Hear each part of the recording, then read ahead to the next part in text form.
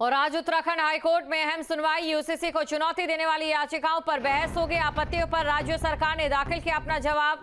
मुस्लिम संगठनों ने कई प्रावधानों को चुनौती दी है। ये बड़ी खबर आपको बता रहे हैं। आज उत्तराखंड हाईकोर्ट में अहम सुनवाई का दिन रहने वाला है, तो अहम सुनवाई का ये दिन रहेगा। और ऐसे में देखने वाली बात रहती है कि सुनवाई में क्या कुछ खास रहता है।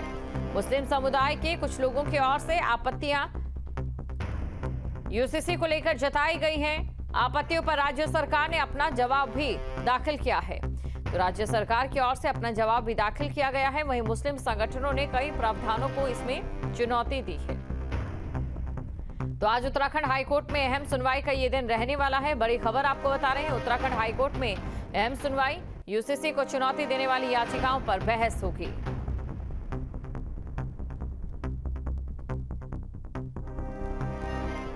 जहां आपत्तियों पर राज्य सरकार की ओर से अपना जवाब दाखिल किया गया, वहीं मुस्लिम संगठनों ने कई प्रावधानों को चुनौती दी है। आपको ये जानकारी दे दें, उत्तराखंड आजादी के बाद देश का पहला वो राज्य बन गया है जिसने यूसीसी को लागू किया है। उत्तराखंड की धामी सरकार इसे अपनी एक बड़ी उपलब्धि बताती है। वहीं दूसरी तरफ मुस्लिम संगठनों को कुछ प्रावधानों पर आपत्ति है, जिसको लेकर इसे चुनौती दी गई है।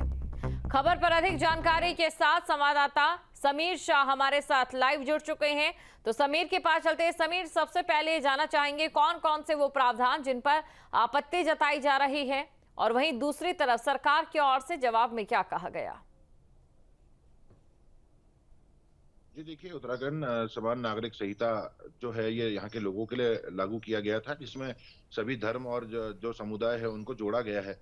और इसमें देखिए, लिव इन रिलेशनशिप हो या फिर शादी हो, तलाक हो, या जो उत्तराधिकार है, उनको इन सब बिंदुओं को इसमें जोड़ा गया है और ये लोगों के लिए बनाया गया है।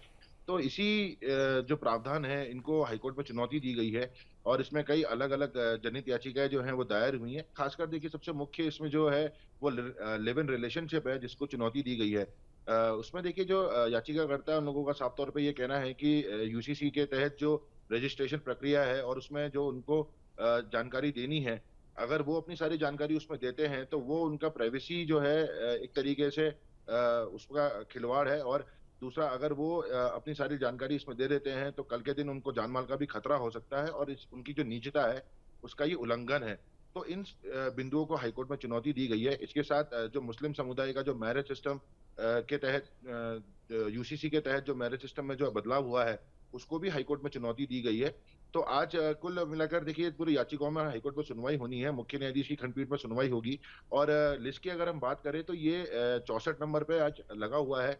अगर उसी लिस्ट के हिसाब से अगर आज सुनवाई होती है तो ये भी कह सकते हैं कि आज सुनवाई इसमें टल भी सकती है। लेकिन अगर जो अधिवक्ता हैं, अगर वो कोर्ट में इस पूरे मामले को मेंशन करते हैं, जैसे पहले भी पूर्व सुनवाइयों में हुआ है, तो ये लगभग 2 बजे के आसपास जो है ये मामला कोर्ट में आएगा और इस पर पूरी सुनवाई होगी।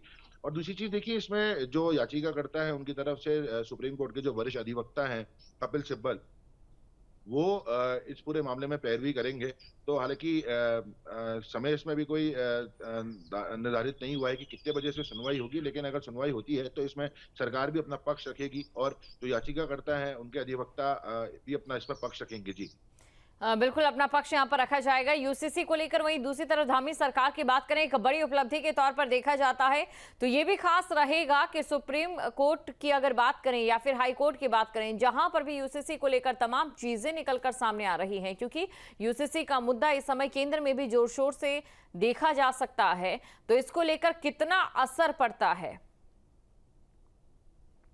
जी देखिए, जनवरी 2025, 27 जनवरी 2025 को यूसीसी उत्तराखंड में लागू हुआ था। और उत्तराखंड पहला देश का ऐसा राज्य है जिसने यूसीसी को सबसे पहले लागू किया है। और ये सब साफ तौर पे जो सरकार की मंशा है वो समान जो जो लोग हैं उनके लिए, जो नागरिक हैं उत्तराखंड के, और सभी के लिए समान जो है कानून है, व्यवस्था है, वो बनाना था। लेकिन कुछ इसमें जो लोग हैं या फिर समुदाय हैं, उनके कहीं ना कहीं जो उनके जो राइट्स हैं उसका इसमें हनन हुआ है, तो उनका ये कहना है कि जिस तरीके से ये लागू किया गया था, तो उसमें उनको कई दिक्कतों का सामना भी करना पड़ेगा।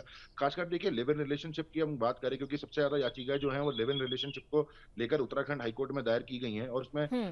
जो प्रावधान है उसमें लिव इन रिलेशनशिप को रजिस्टर करना ये कंपल्सरी है, और जैसे कोई भी अगर व्यक्ति इसमें लिव इन रिलेशनशिप शुरू करता है, तो 1 महीने के अंदर उसको अपना रजिस्ट्रेशन कराना अनिवार्य रहे, और अगर वो ऐसा नहीं कराता है तो उसमें 3 साल की सज़ा और 10,000 का जुर्माना है।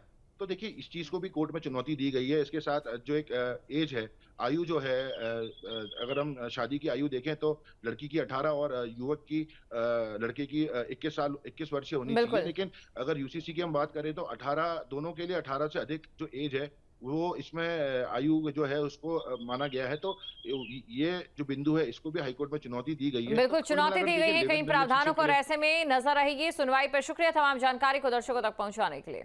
न्यूज नेशन अब व्हाट्सएप पर खबरों के ताजा अपडेट के लिए न्यूज नेशन के इस क्यूआर कोड को स्कैन करें